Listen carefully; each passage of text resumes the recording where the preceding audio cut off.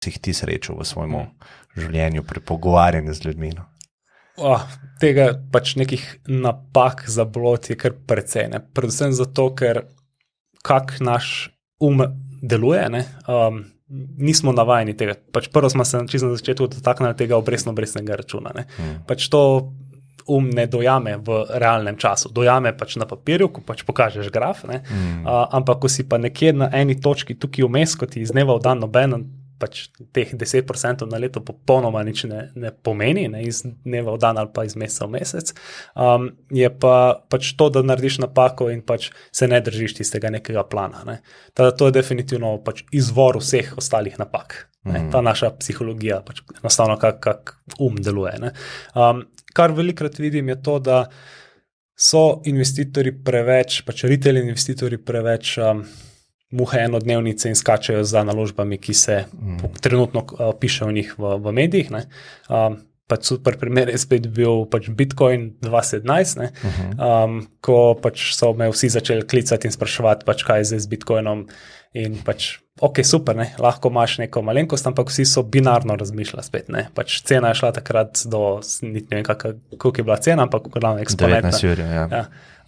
In so takrat me pač klicali, a skočijo noter, ne, ako je pa padla cena do 3000, pa me noben ni klical, ne. Ja, res je. Tako da tu je pač ta problem, ker se gre preveč v tiste zgodbe, ki so pač bile donosne v preteklosti, kar pomeni, da ni nujno, da bo v prihodnosti. Ne.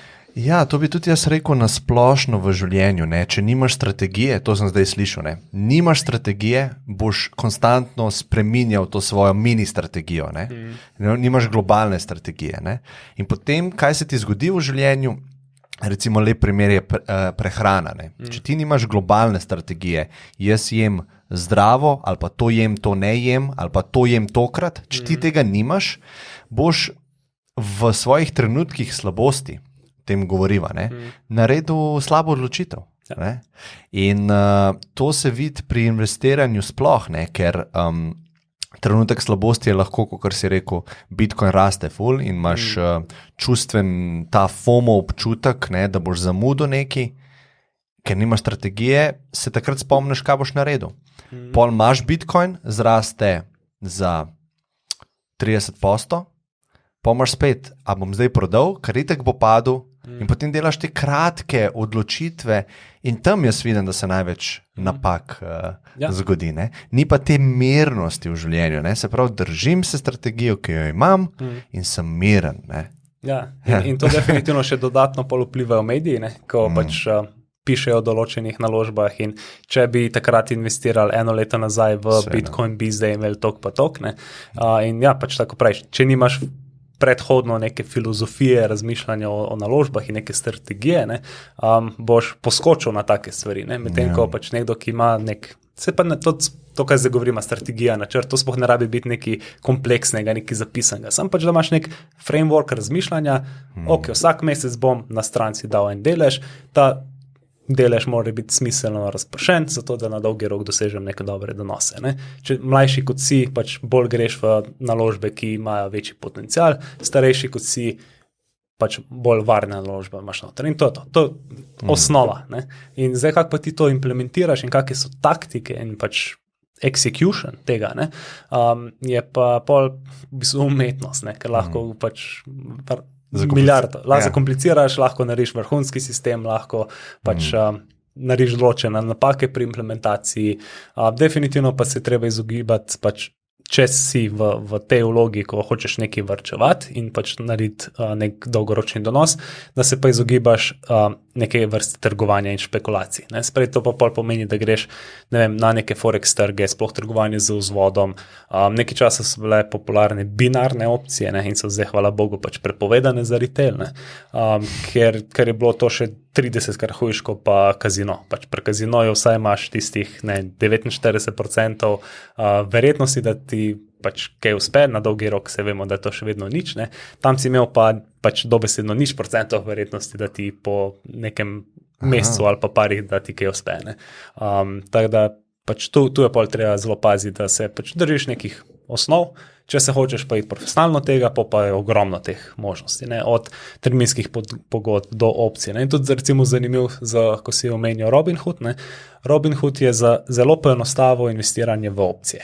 Ne? Opcije so izveden finančni inštrument, ki so pač kar kompleksne, sploh za pač nekega poprečnega investitorja, ampak to je pa mogoče vprašanje za tebe, ne? Kje je pol tista meja uporabniške izkušnje, ki naredi nekaj, ki je sicer ful kompleksno, toliko enostavno, da zaradi uporabe tega pač škoduješ samemu sebi oziroma sprejemaš neke odločitve, ki niso primerne za tvojo stopnjo tveganja in tako naprej. Ne? Yeah. Kaj je tvoj pogled recimo na to? Ne? To je bolj filozofija, kako gledaš na našo družbo, ne? Koliko moramo mi zaščititi posameznike pri delanju napak. In zdaj, kje je točno ta meja, jaz ne vem. Ne? Jaz recimo sem za legalizacijo drog, ker verjamem točno to, da ima vsak posameznik toliko bolj vrednoten to vrednoto svobodne odločitve posameznika, da sem pripravljen pač bi podpisal, da je heroin legalen. Ne, da ga kupiš v trafiki, pa ne, da ga lahko otrok dobi, se pravi, spet imaš ene omejitve, ampak kar se teh tiče, sem jaz dosti liberalen, ker vsaka ta šola ni za manj, to sva tudi na začetku se mal dotaknila, zgubil boš vse. Jaz mislim, da nikoli zares vse ne zgubiš, ker ostane ti izkušnja. In zdaj greš ti Forex tradat, danes je mladih, pišejo tebi, pišejo meni, jaz bi tradil kriptovalute, bom šel gor, jutri bom malo prodal. Jaz mislim, da moraš se sam statistiko malo spoznati. 95% traderjev, jaz neko statistiko poznam, ne vem, če je prava, na dolgi rok zgubi. Zdaj pa, če si ti toliko nadut, da ti misliš, da si ti teh 5% pri toliko mladih letih, te pač mora life naučiti, da nisi teh 5%. Definitivno res. Jaz ne vem, a veš, če bomo mi, ne prepovedujem ti, da boš to, bo on še vedno imel v glavi nadutost.